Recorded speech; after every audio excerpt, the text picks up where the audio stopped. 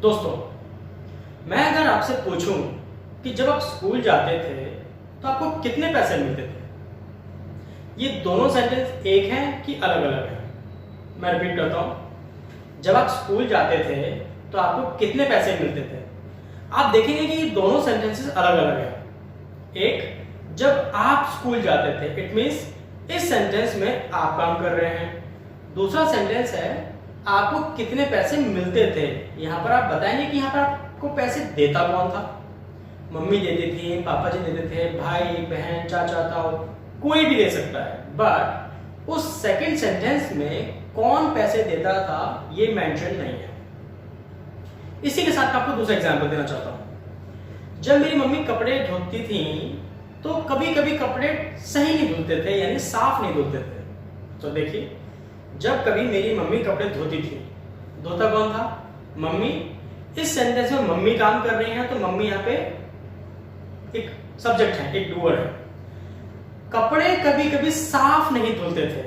अब बताइए, बात तो मम्मी की ही कर रहे हैं, बट हमारे दूसरे सेंटेंस में हमने ये नहीं कहा कि मम्मी साफ नहीं धोती थी, या मैं साफ नहीं धोता था, या पापा जी साफ नहीं धोते थे, या किसी के सब्जेक्ट का हमने नाम नहीं लिया है।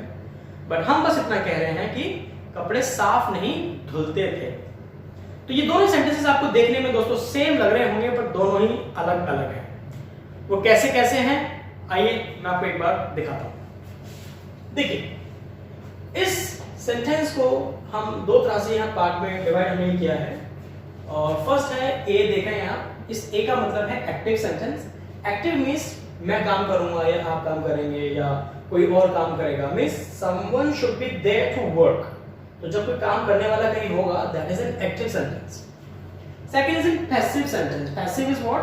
काम हो रहा है लेकिन कौन कर रहा है वो उसमें मेंशन नहीं है।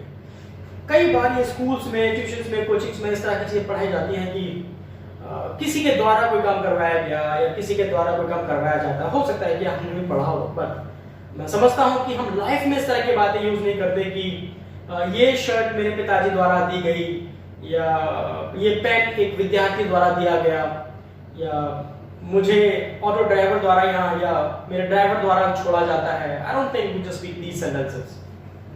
सो what do we speak generally, हम जरा देखते हैं। तो देखिए, आज है हमारी second class and this is the second part of our use to. तो फर्स्ट सेंटेंस में बात कर रहा हूं दोस्तों। फॉर एग्जांपल, मैं आपसे पूछता हूं, आप पहले इंग्लिश पढ़ाते थे क्या?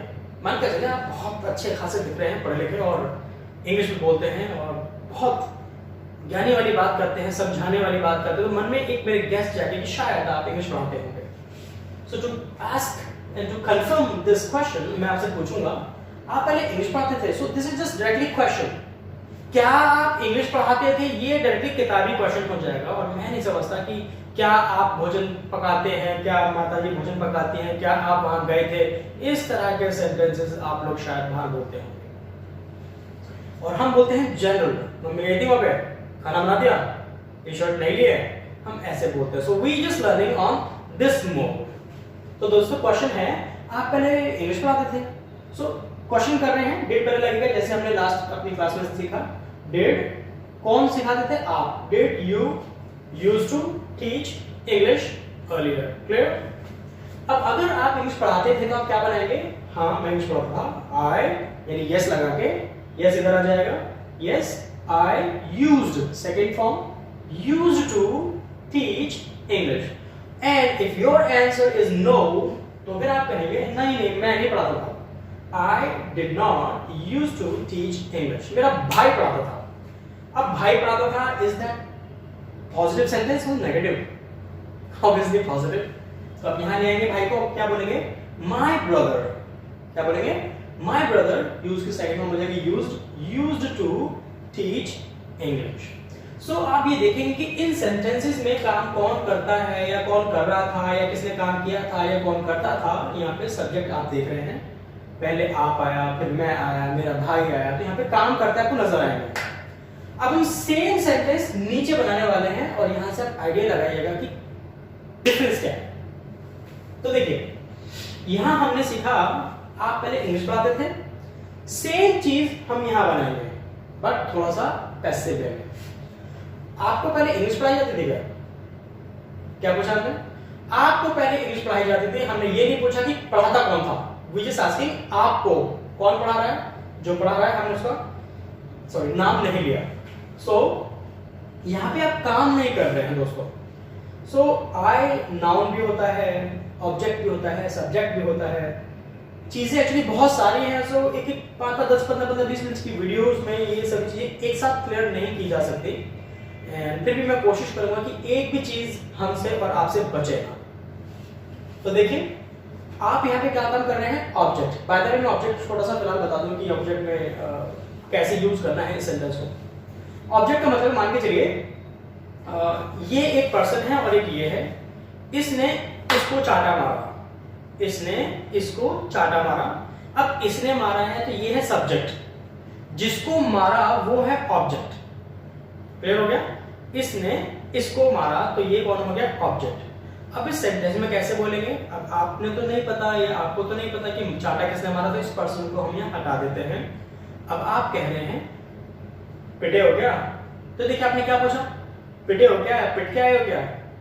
तो किसने पीटा है, किसने पीटा था, हमने ये नहीं पूछा, हमने डायरेक्टली क्या पूछा, पिटे हो क्या, यानी ये पिटे हो। किसने पीटा है ये नहीं बोला, हमने बोला पिटे हो। सो this is called an object.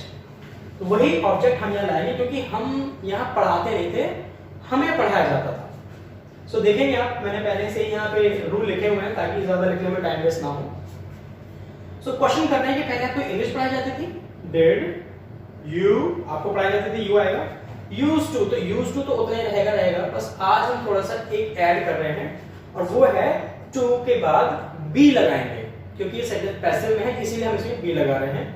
अब भी किसने यूज करते हैं, कैसे यूज करते हैं, वो फिर एक अलग कॉन्सेप्ट हो जाएगा। फिलहाल हम बस क्या करेंगे कि कोई काम होता था, करता था या किया जाता था, इस तरह का सेंटेंस बनाने के लिए ही हम इस तरह के सेंटेंसेस को पैसिव में बनाते हैं। तो क्वेश्चन है कि आपको पहले इंग्लिश पढ़ाई जाती थी, कौन पढ़ाता था, हमने ये नहीं पूछा, हमने पूछा आपको पढ़ाई जाती थी, डिड, आप कौन, ऑब्जेक्ट है, you, used to be. Question कर रहे थे, फर्स्ट फॉर्म देख रहे हैं आप, बट बी के बाद फॉर्म हमेशा थर्ड आनी चाहिए। कई लोग क्या करते हैं कि फॉर्म से बहुत कंफ्यूज हो जाते हैं कि सर फर्स्ट फॉर्म कहाँ, सेकंड फॉर्म कहाँ, थर्ड फॉर्म कहाँ। इवन मेरे पास कल कुछ मेल्स भी आई और वो लोग बोलते हैं कि सर वीडियोस में हमें फॉर्म्स का बड़ा पंगा हो रहा था। तो फॉर्म्स के लिए आप लोग क्या करेंगे, अभी एक गूगल पर फर्स्ट फॉर्म से ही शुरू करेंगे। आज आप देख रहे हैं हमने यहाँ पे थर्ड फॉर्म लिखी हुई है, तो आप बस क्या करें, गूगल पर डाल दीजिए what is the third form of this. तो जो भी वर्ब आप ढूंढ रहे हैं उसकी थर्ड फॉर्म आपको वहां मिल जाएगी और उस थर्ड फॉर्म को उठा के यहाँ लगेगा। क्लियर? तो दोस्तों क्वेश्चन है, पहले आपको इंग्लिश पढ़ाई जाती थी, did you used to be teach. अब टीच की थर्ड फॉर्म क्या होती है, taught. So did you used to be taught, क्या पढ़ाई जाती थी, इंग्लिश। तो आप देख रहे हैं कि ये ऑब्जेक्ट टू मैंने लिखा है यहाँ पे। एक ऑब्जेक्ट वो जिसके साथ काम हो रहा है और एक ऑब्जेक्ट टू वो जिसके बारे में बातें की जा रही हैं, हम इसको ऑब्जेक्ट टू के नाम से बोल रहे हैं। हालांकि क्वेश्चन यही खत्म हो जाएगा, बट इसको ऐड कर रहे हैं ताकि सेंटेंस हमारा कन्वीनियंट बना रहे। तो देखिए क्वेश्चन है, did you used to be taught English earlier. फिर अब आप इसका आंसर देंगे, मुझे इंग्लिश नहीं पढ़ाई जाती थी, फ्रेंच पढ़ाई जाती थी। तो क्या बोला हमने, मुझे इंग्लिश नहीं पढ़ाई जाती थी। अब ये देखेंगे कि इस नेगेटिव सेंटेंस है, तो नेगेटिव के लिए मैंने यहाँ पे लिखा हुआ, आप देखेंगे मुझे नहीं पढ़ाई जाती थी, आई लगेगा, डिड नॉट डायलॉग नेगेटिव है तो डिड नॉट, यूज्ड टू तो है ही, और साथ में हम क्या सीख रहे हैं, बी। तो दोस्तों कंफ्यूज मत होइएगा कि सर बी कहाँ का लगाना है, तो बस इतना समझ लीजिए एक्टिव सेंटेंस में कहीं भी बी नहीं लगेगा, सिर्फ जितने भी पैसिव होंगे फिलहाल उसमें हर एक सेंटेंस में आप बी लगाएंगे, चाहे वो क्वेश्चन है, पॉजिटिव आंसर है या नेगेटिव है। सो देखेंगे कि मुझे इंग्लिश नहीं पढ़ाई जाती थी, I did not used to be taught English. मुझे फ्रेंच पढ़ाई जाती थी, now this sentence goes positive, तो मुझे फ्रेंच पढ़ाई जाती थी, I used to, second form लग जाएगा यूज्ड, क्योंकि हम आंसर दे रहे हैं, आई यूज्ड टू बी, और बी के बाद फिर फॉर्म थर्ड लगेगी, तो टीच की third form thought, I used to be taught English, sorry French, I used to be taught French. तो देखिए दोनों में डिफरेंस क्या है, पहले आप इंग्लिश सीखते थे क्या, या आप इंग्लिश पढ़ाते थे क्या? यहां हम क्या कर रहे हैं, आपको पढ़ाई जाती थी क्या? चलिए इंग्लिश से हटा के हम कुछ और दूसरा एग्जाम्पल लेते हैं। हम बात कर रहे हैं, मान के चलिए अभी हम ये कपड़ों की बात कर लेते हैं। अभी मैंने शायद एग्जाम्पल में बोला था कपड़े धोने वाला, या जैसे कि मैं अभी क्लासरूम में पढ़ा रहा हूँ तो न्यूज़पेपर की बात कर लेते हैं।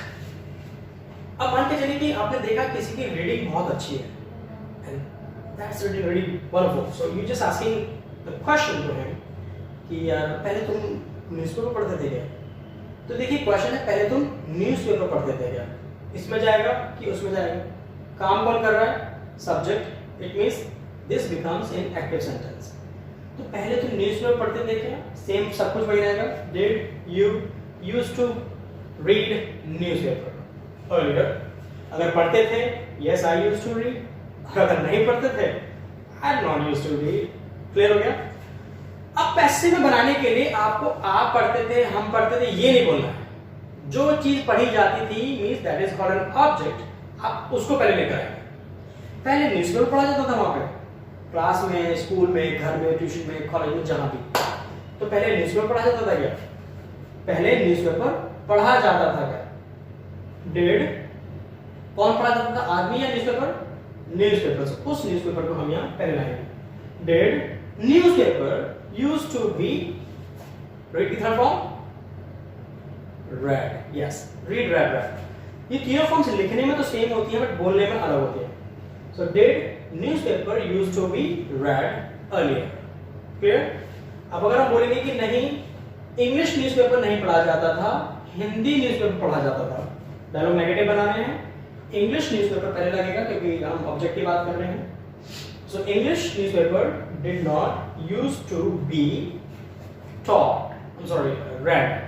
English newspaper did not used to be read।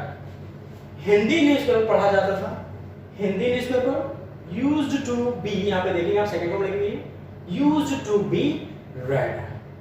Clear? अब थोड़ी सी कंफ्यूजन हो सकती है कि सर हम कैसे सेंटेंसेस बनाएंगे। तो जो भी मैंने अभी बातें कही हैं, जो एग्जाम्पल्स आपको दिए हैं, इनको पॉज कर करके बहुत ध्यान से, एक बार नहीं इवन 2-4 बार बहुत ध्यान से सुनिए, सेंटेंसेस बनाइए। और ध्यान रखिए जैसे मैंने फर्स्ट वीडियो में कुछ एग्जांपल्स नीचे डिस्क्रिप्शन में दिए थे, उसी तरह से कुछ एग्जांपल्स मैं आपको आज की वीडियो में और हर वीडियोस में कुछ एग्जांपल्स दूंगा, जिससे कि आप उनको बनाएं और आप हमें मेल करें, ताकि हम ये देख सकें कि कितने बच्चों का मेरे पास मेल आ रहा है, कितने लोग अच्छे से वाकई काम करके दिखा रहे हैं। और कुछ एक दो क्वेश्चंस और आए हैं दोस्तों मेल में कि सर थोड़ी सी आवाज़ क्लैरिटी गूंज रही है, आई मीन क्लियर नहीं हो पा रही है आवाज़, और ऑटो फोकस हो रहा है कैमरे में। तो मैं उनको बता दूं दोस्तों कि मैं उतना टेक्निकल नहीं हूँ पर्सन, तो even I don't have anybody to just get my videos edited even. So मैं ये खुद ही अपने ही फ़ोन से रिकॉर्ड करके और अपने ही फ़ोन से थोड़ा बहुत जैसा भी एडिट होता है वीडियो बना के मैं बच्चों के लिए डाल रहा हूँ। और ये मोटो मेरा पैसे कमाने का या आगे बढ़ने का नहीं है, केवल इतना ही है कि आप लोग आगे बढ़े। क्योंकि बचपन से किताबें मैंने भी बहुत पढ़ी हैं, इंग्लिश के कोर्स मैंने भी किए हैं 2-3 जगह। अब कहाँ किए हैं, कैसे किए हैं, मैं वो नहीं डिस्क्लोज कर पाऊंगा।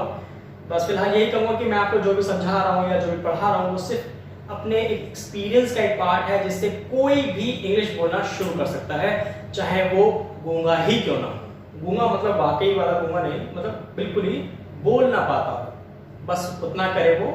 एग्जाम्पल्स बनाए अपने फ्रेंड सर्कल में, अपने मिलने जुलने वालों के साथ इंग्लिश में बोलना बस शुरू कर दें, और आप देखिएगा कुछ ही दिनों में आप लोग भी बहुत अच्छे से इंग्लिश बोल पाएंगे और किसी भी टाइप के इंटरव्यू को आप ये क्रैक कर सकते हैं। सो आई होप आपको ये थोड़ा बहुत कॉन्सेप्ट समझ में आया होगा, और फिर भी कोई क्वेश्चन हो तो प्लीज आप मुझे बेशक पूछें। अगेन ईमेल आईडी नीचे मिलेगी आपको डिस्क्रिप्शन में, और जो भी क्वेरीज हो आप प्लीज लिख के भेजिएगा। मैं आज क्या करूंगा दोस्तों कि एक सेंटेंस एक सेट बनाऊंगा एक्टिव का और एक सेट बनाऊंगा पैसिव का डिस्क्रिप्शन में, ताकि आप बहुत अच्छे से समझ सकें कि दोनों में डिफरेंस क्या है। क्लियर? और बाकी कोई डाउट हो तो प्लीज मुझे बताइएगा। थैंक यू, मिलते हैं अपने नेक्स्ट वीडियो में।